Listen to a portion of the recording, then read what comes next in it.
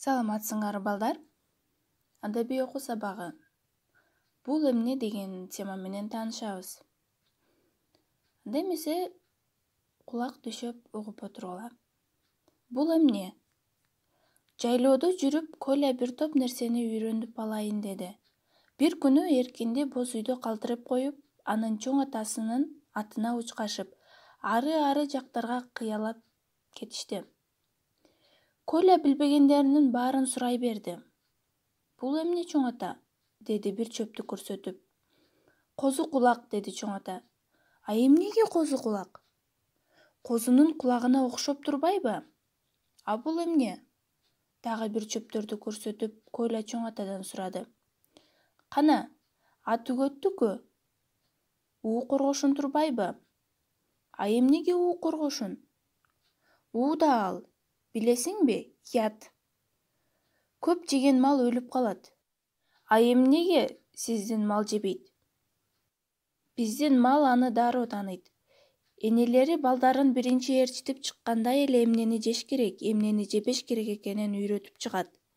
Анда булардын баарын жок кылып койбойсуңарбы? Тим коебуз, у коргошундан илгери табыптар дары жасашчу эле.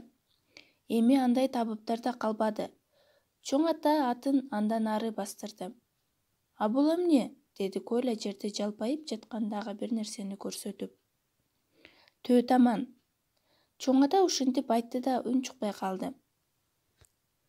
Чын эле төөнүн таманына окшош экен, деп койду Коля ичинен. А бул эмне? Ат кулак. Анысы болсо аттын кулагына окшоп кетти. Ошентип Коля көргөнүн сурай берди. Чоң ата болсо бетеге, көдөө, чекилдек, чырыш, сасык даана, тулаң, куурай, шимүр, чечекей, көбүргөн, чемирчек, миңдубана, карга тырмак, терскен деп ар биринин атын атай берди. Коля, бул тоодогу кыргыздар ушунча өсүмдүктөрдүн атын кантип билет? Кантип жаттап алат? Кантип бири-бирине алмаштырып албай айырмалап айтып жүрүшөт?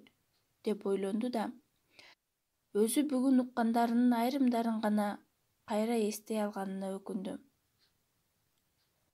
Ошондуктан балдар, эгер тааныбаган чөптөрүбүз болсо, улуулардан сурап, алардын атын жаттап алалы. Үйгө тапшырмам, силер жашаган жерде кандай чөптөр өсөт? Алардын аттарын ата-энеңерден сурап жазгыла.